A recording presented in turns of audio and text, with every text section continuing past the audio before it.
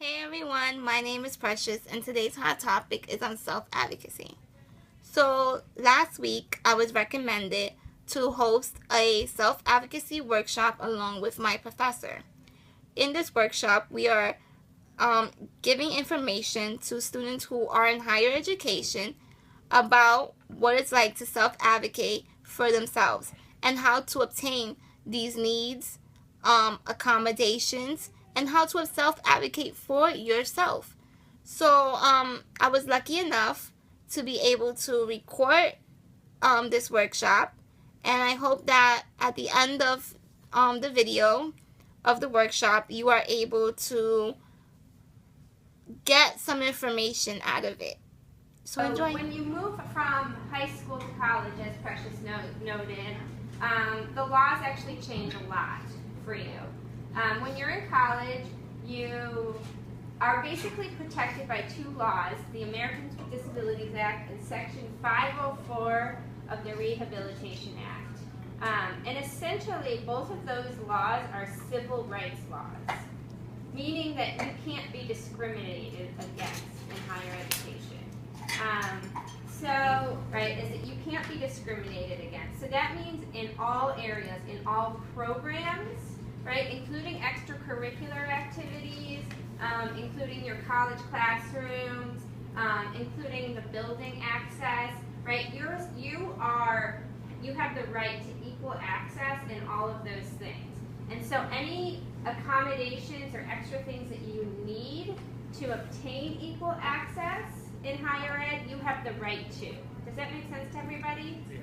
Right? And what if they have an excuse as to why you can't do certain? it's a good question. If they feel that they're being discriminated against, you probably are. So I think you'll have the feeling that, okay, this doesn't seem right. And if it doesn't seem right, you go and you do your research. And you go and you talk to other people. So you can find out if you really are. But if you feel that you are, most likely you are. I think that's a great more. There's certainly a lot more information out there about your legal rights. So there's specific things that your legal rights cover. So Precious is going to talk a little bit less to those. So it's knowing your needs. You would know that you have services.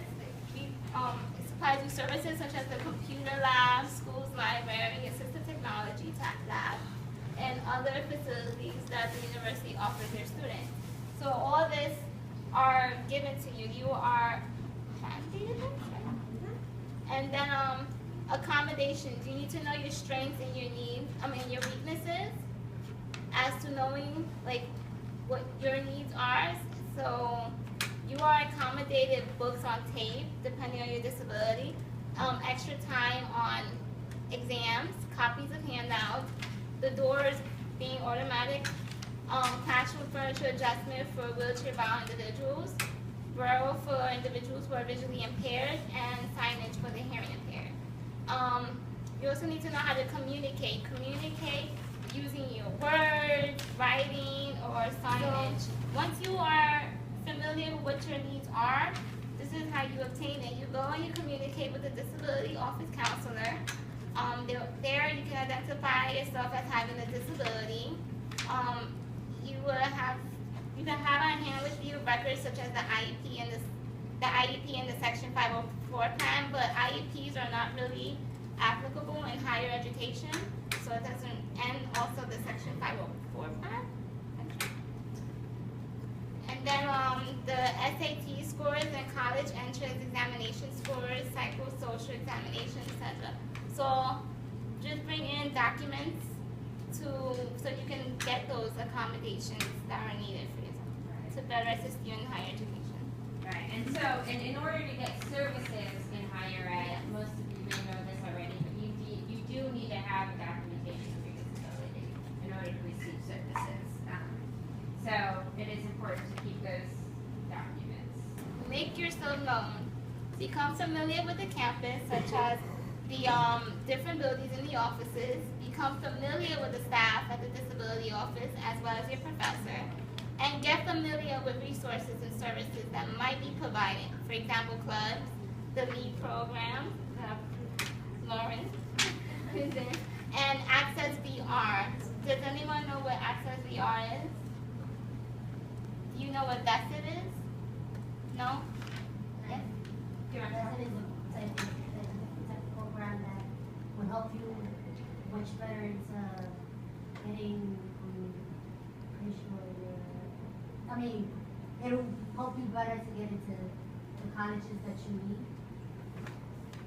Yeah, that's one thing I'll do. That's one. Well, it's a program that's a job training program, but they don't really tell you this, but they tell you this when you say it to them. You have to let the counselor know if you want to go to school, they'll help fund college for you. So if you need, let's say that financial aid doesn't pay for something, they will pay for it also. They pay for transportation, books, and tuition. So communicating with your professors, so let your professors know before the semester about your accommodations.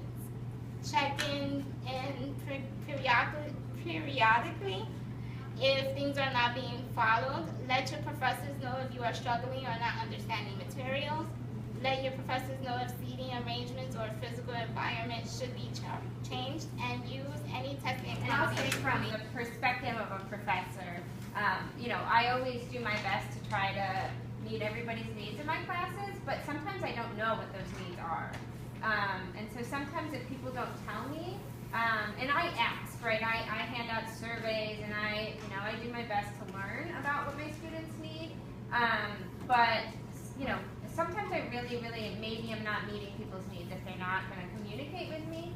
So I really highly recommend talking to your professors. Most of your professors, what they want to do is their very best for you, and they want you to be successful.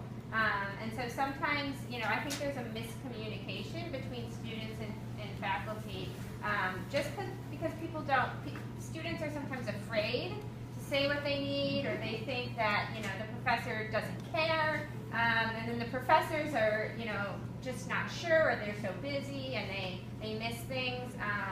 And I would say that if you can do things, especially if you need books in alternate formats or anything like that, if you can tell professors before the semester starts, they may not get the accommodation letter because classes change, enrollments change to the last second. But if you know who your professor is and you can send them an email before the semester starts, then the professors can make sure you have everything you need in the right format. Maybe they can plan ahead for whatever it is that you might need to be successful. One thing, I think we'll both go through this together, but I want to say something because I think this is kind of a problem in higher ed a lot and in our society, is that people feel that disability is somehow something to be ashamed of, and it's not, right? It's an identity, and it's something that you should be proud of. So I think that sometimes people don't get services in high school, in college, right, that they really need because they're afraid of saying something, they're afraid of being different. There's a big community here of people with disabilities who are supportive, who are proud of their disabilities, who are proud of your disabilities, and that would love to help you feel that pride and help you get what you need through that. So I hope this workshop was a bit useful. And if you would like to have more information because you was not able to understand the video, I am more than welcome to email it to you. So please, if you like, you can go on the contact section of this page and request for the PowerPoint, or you can email me at precious1369p@gmail.com, and I will be more than welcome to send it to you. Until next time, guys. Later.